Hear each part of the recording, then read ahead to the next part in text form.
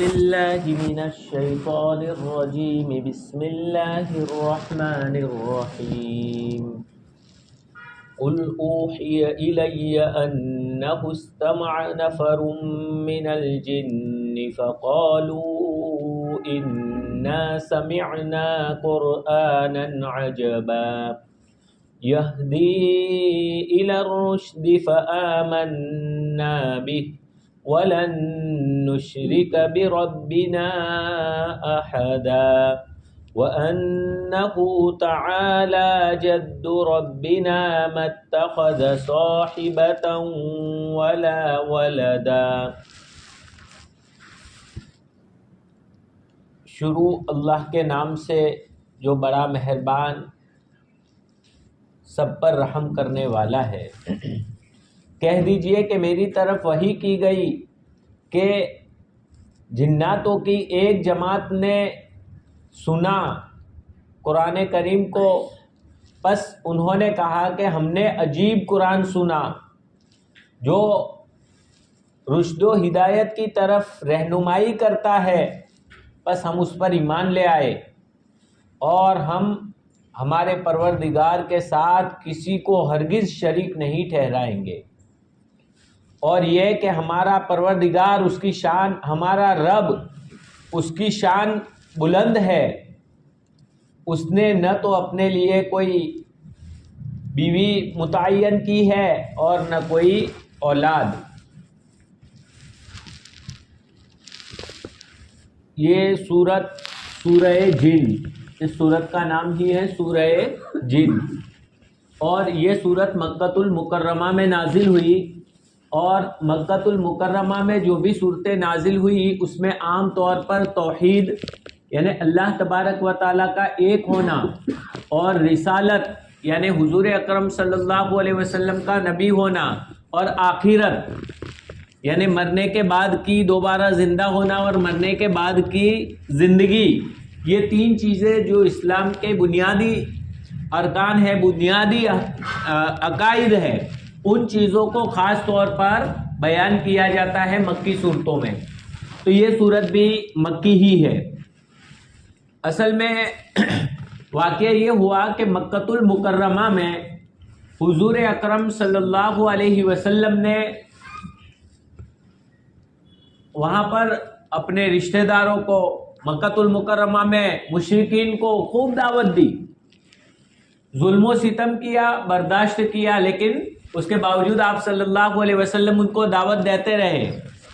جب مایوس ہو گئے آپ صلی اللہ علیہ وسلم کے یہاں کوئی بات سنتا نہیں ہے، کوئی بات سننے کے لیے تیار نہیں ہے، تو پھر اور ہوا یہ کہ خواجہ ابو طالب جو آپ صلی اللہ علیہ وسلم کے چچا تھے، جب تک وہ زندہ تھے اگرچہ وہ ایمان نہیں لائے تھے، لیکن کہ بھتیجے میں تیرے ساتھ ہوں، ہر وقت ان کا آپ صلی اللہ علیہ وسلم کا ساتھ دیا.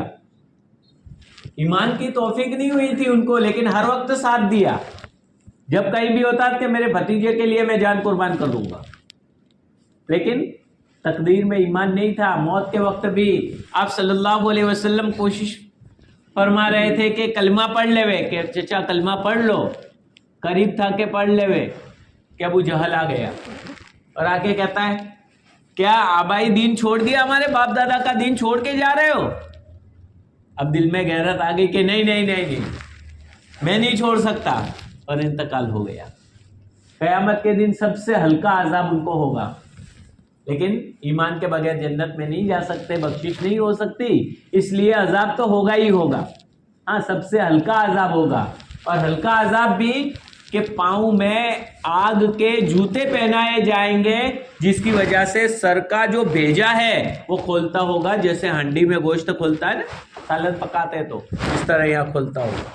اتنا سخت عذاب ہمارے اعتبار سے تو، لیکن وہ سب سے ہلکا، تو زیادہ سخت عذاب کیسا ہوگا؟ یہ سوچنے کی بات ہے. اللہ تعالیٰ ہم سب کی حفاظت فرمائے. تو انہوں نے لیکن آپ صلی اللہ علیہ وسلم کا ساتھ دیتے تھے، تو جب تک وہ حیات تھے آپ صلی اللہ علیہ وسلم کو کوئی پریشان نہیں کر سکتا تھا. لیکن خواجہ ابو طالب کا بھی انتقال ہو گیا، اب آپ صلی اللہ علیہ وسلم بالکل تنے تنہا ہو گئے. اب اللہ تعالیٰ کے علاوہ کوئی یہاں دنیا میں رشتہ داروں میں کوئی آپ صلی اللہ علیہ وسلم کا ساتھ دینے والا نہیں تھا. تو پھر آپ صلی اللہ علیہ وسلم نے طائف کا سفر کیا, اور طائف اس لیے گئے کہ وہاں کے لوگوں کو سمجھاوے اور ان کو سنائے کہ دیکھو میں حق بات بتا رہا ہوں اور میری قوم نہیں مان رہی ہے, اور وہاں پر دعوت دے. ہو سکتا ہے کہ وہاں پر لوگ اسلام کو قبول کر لے.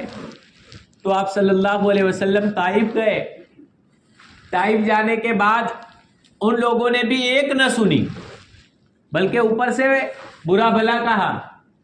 تو آپ صلی اللہ علیہ وسلم نے فرمایا کہ ٹھیک ہے آپ میری بات نہ مانو, لیکن کم از کم یہ بات مکہ والوں تک مت کہنا کہ بھائی آئے تھے ایسا, کیونکہ اور زیادہ پریشان کریں گے.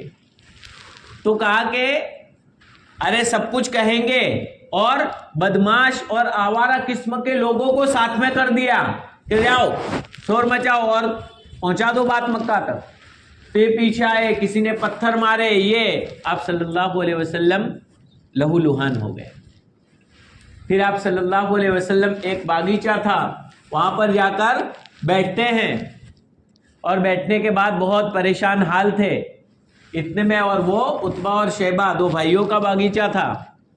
عتبہ اس نے دیکھا تو اس کو پھر بھی خاندانی اعتبار سے رحم آ گیا.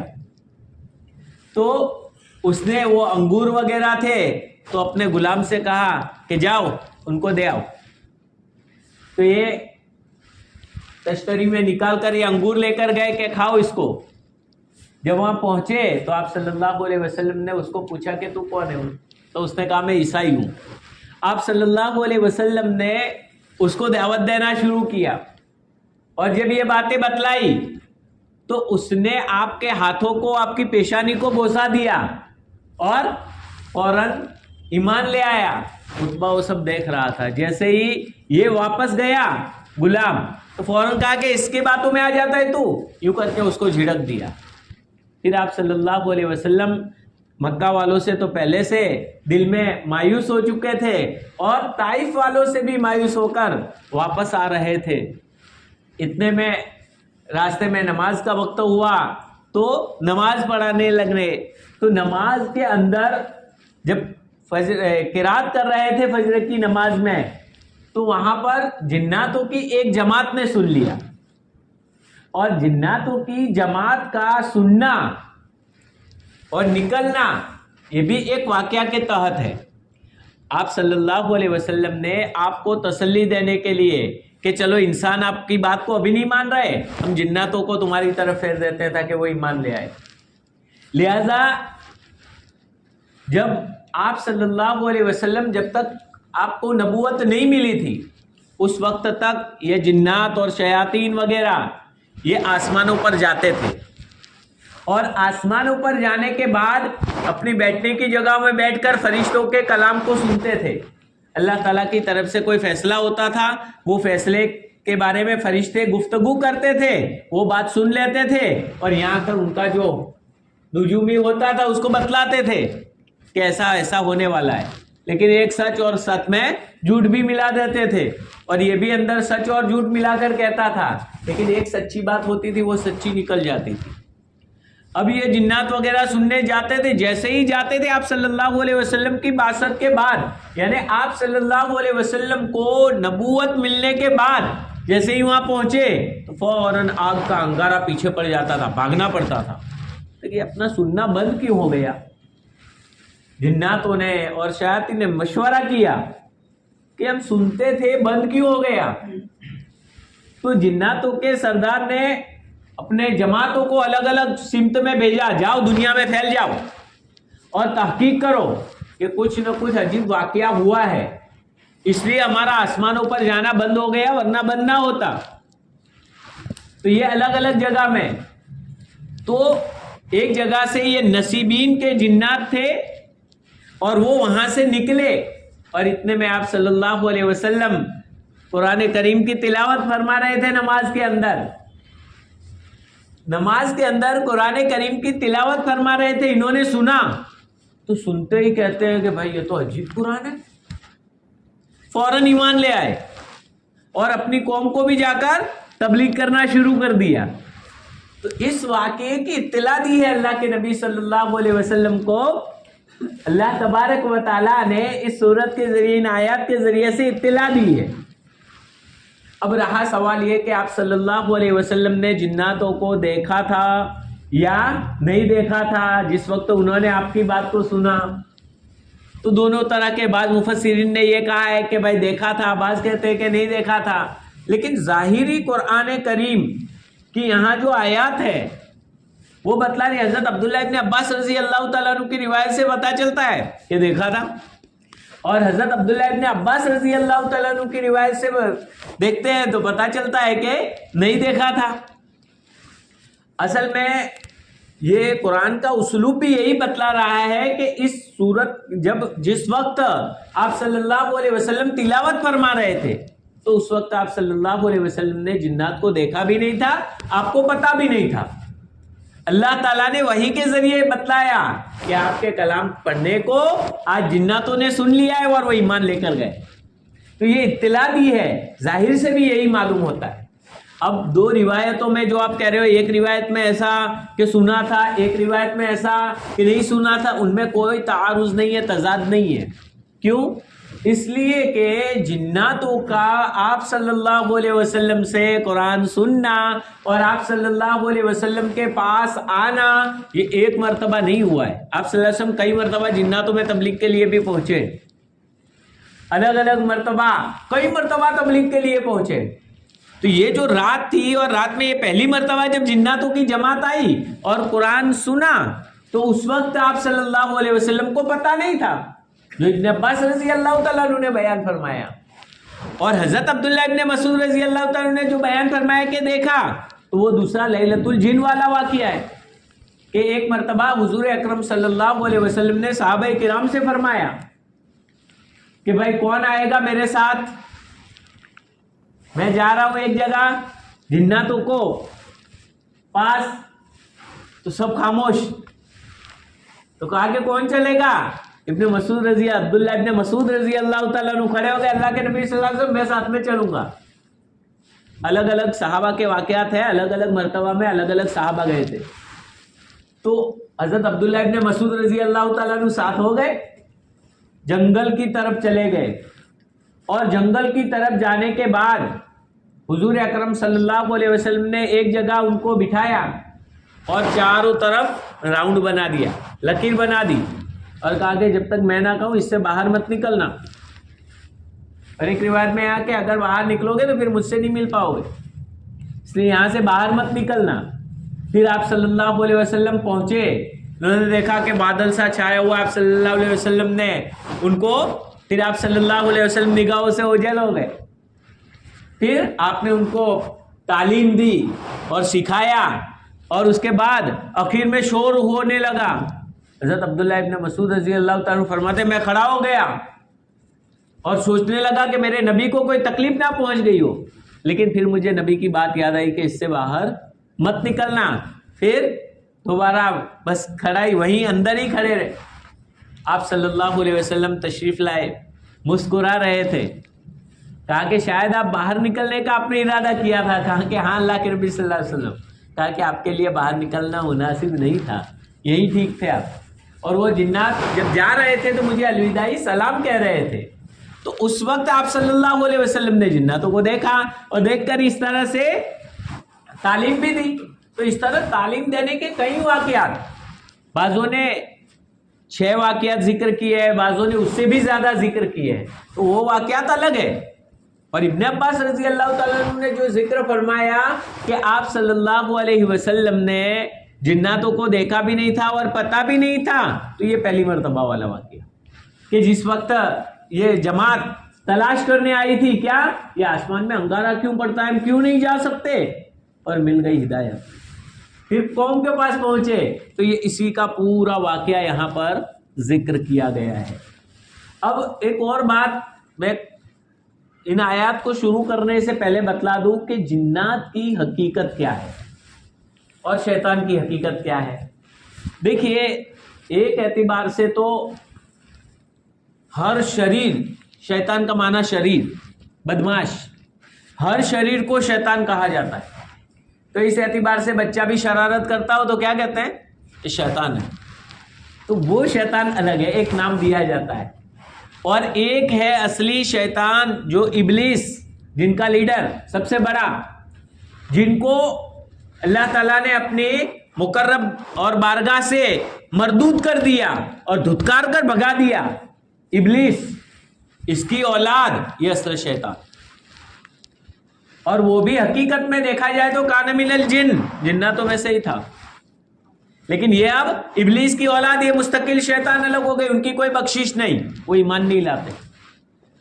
اور دوسرے جنات، تو یہ جنات یہ انسانوں کی طرح ایک مخلوق ہے، اتنا کہ اللہ تبارک و تعالیٰ نے انسانوں کو جو بنایا اس میں غالب زیادہ تر مٹی کا حصہ ہے، اس لیے ان کا بدن بالکل وزنی مٹی کی طرح اور بھاری اور اس طرح زخیم اور دکھائی دینے والا بدن ہوتا ہے. اور جناتوں کو جو پیدا کیا ہے وہ آگ سے پیدا کیا ہے، آگ کی بھاپ.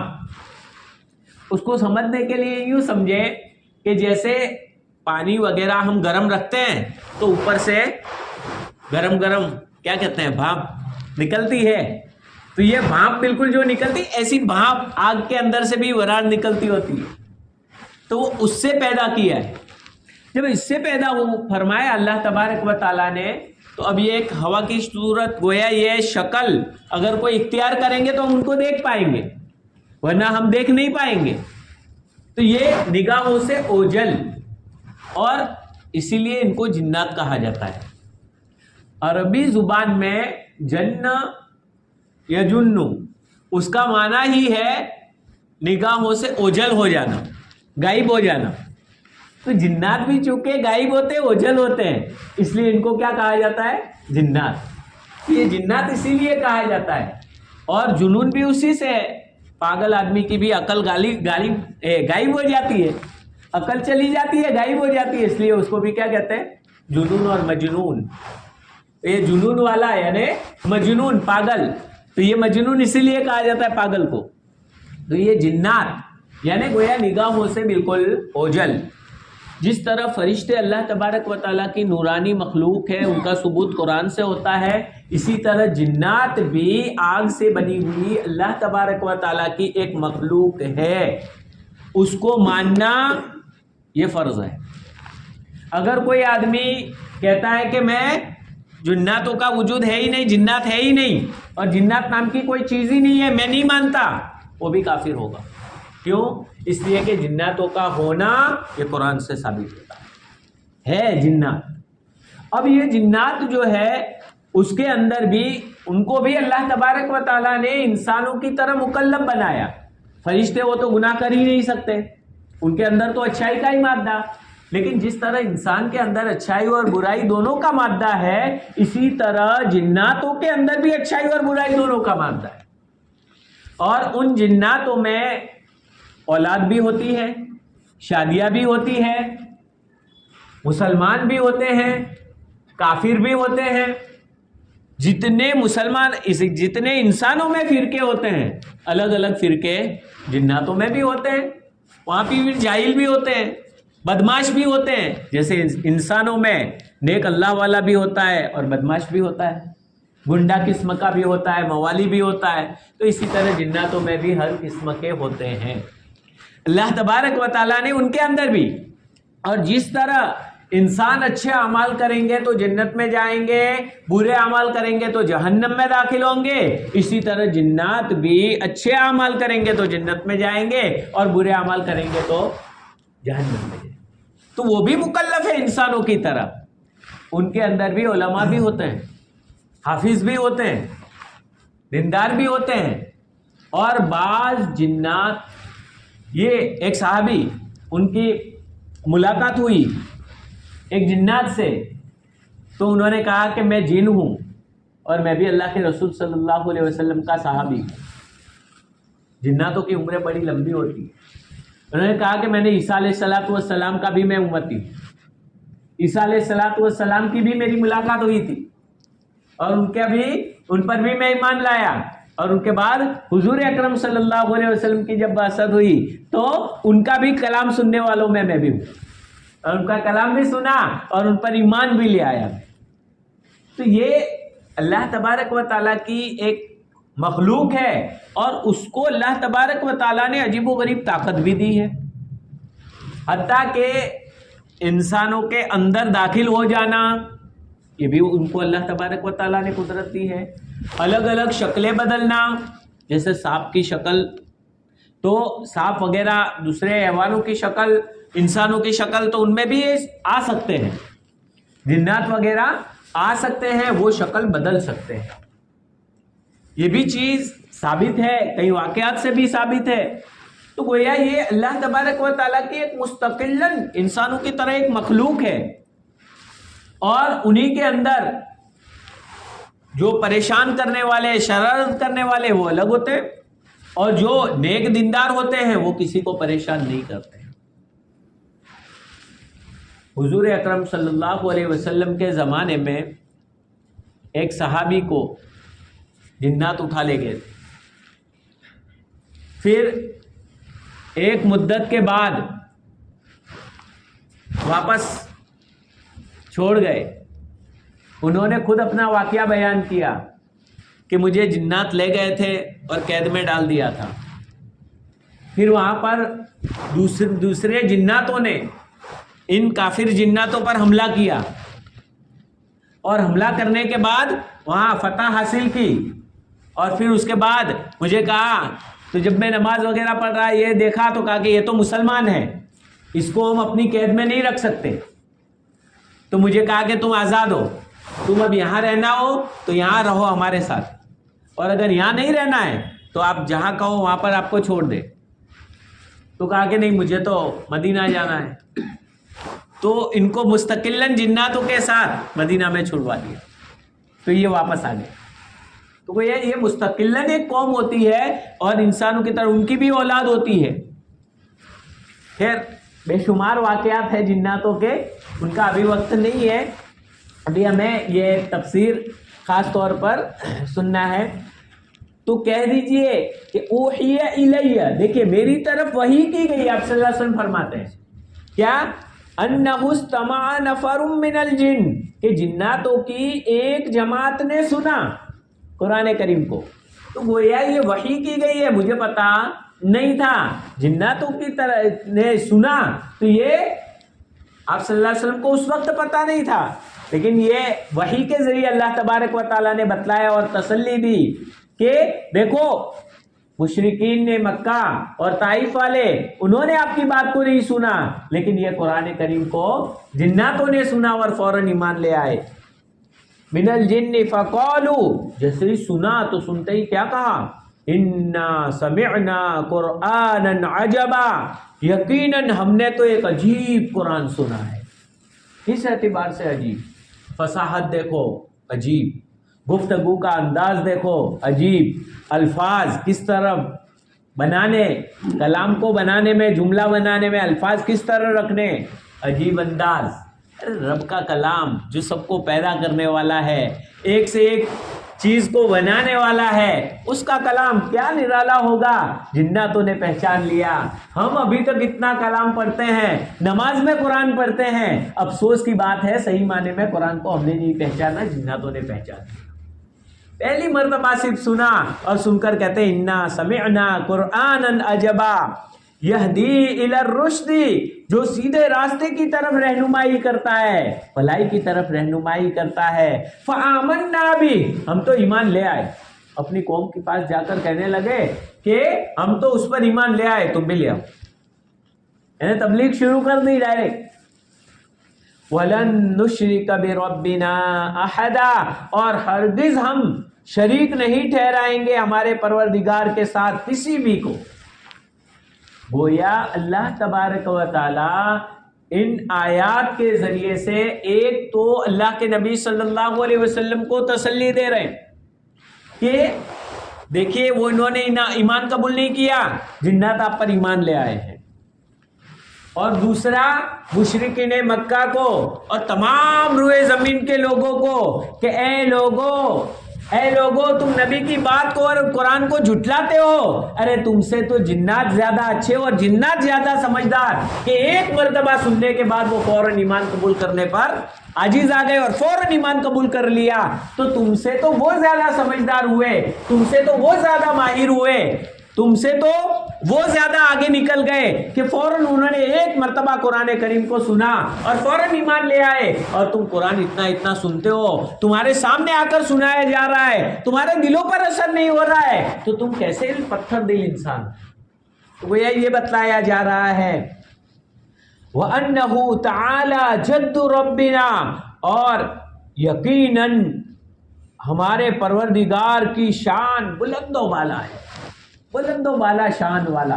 یعنی یہ قرآن بھی شان والا، بلند و بالا اور عجیب، اور اس کا اتارنے والا ہمارا پروردگار، ہمیں پرورش کرنے والا وہ رب، وہ بھی بلند و بالا، بڑی شان والا. تو گویا بڑی شان والے کا بڑی شان والا یہ کلام ہے. یہ کلام کوئی معمولی چیز نہیں ہے. اونچی شان والے خدا کا کلام اونچی شان والا ہی ہوتا ہے. تو وہ اونچی شان والا یہ کلام ہے ہمارے سامنے. اور مَتَّخَذَ صَاحِبَةً وَلَا وَلَدًا، نہ تو اس نے اپنے لیے کوئی بیوی کو کسی کو بیوی بنایا ہے اور نہ اولاد، کیونکہ آپ اللہ تبارک و تعالیٰ کی شان کے بالکل خلاف. بیوی کی ضرورت کس کی پڑے گی؟ کس کو پڑے گی؟ جو بیوی کا محتاج ہو. اللہ تبارک و تعالیٰ کسی چیز کے محتاج نہیں ہے.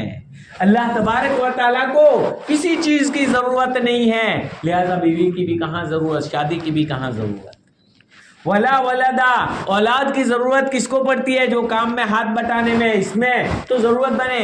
بوڑھا ہو جاؤں گا تو کون سنبھالے گا؟ خدا تبارک و تعالیٰ سب کو پیدا کرنے والے ہیں، ازل سے ہے، آپ کی کوئی ابتدا ہی نہیں، ہمیشہ سے ہے اور ہمیشہ رہیں گے. کوئی ابتدا نہیں، کوئی انتہا نہیں، ہمیشہ سے ہے، ہمیشہ رہیں گے. نہ آپ اللہ تبارک و تعالیٰ کو کوئی بڑھاپا آتا ہے، نہ کوئی کمزوری آتی ہے، نہ کسی طرح کی محتاجگی ہے. اللہ الصمد، اللہ تبارک و تعالیٰ ہر عیب سے بالکل پاک اور بے نیاز ہے. جب بے نیاز اور ہر عیب سے پاک ہے تو اسے کسی کی کہاں ضرورت ہے؟ تو عقل بھی تسلیم نہیں کرتی کہ اللہ تبارک و تعالیٰ کی بیوی مانی جائے، اللہ تعالیٰ کی اولاد مانی جائے. لہذا اللہ تبارک و تعالیٰ کی شان تو اس سے بہت بلند و بالا ہے کہ اس کے لیے بیوی مانی جائے، اولاد مانی جائے. یعنی جنات بھی سمجھ گئے کہ ایسے رب کے لیے کوئی ہم ایسی چیزوں کو مان نہیں سکتے.